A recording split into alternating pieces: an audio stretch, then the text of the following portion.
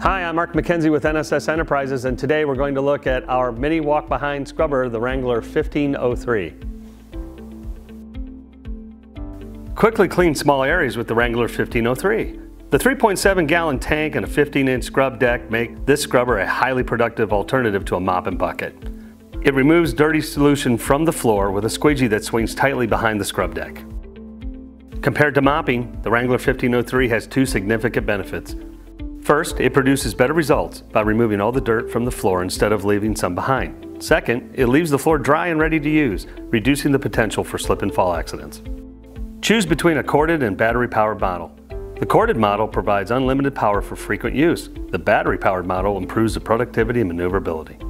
The Wrangler 1503's adjustable handle has all the machine controls within the operator's reach.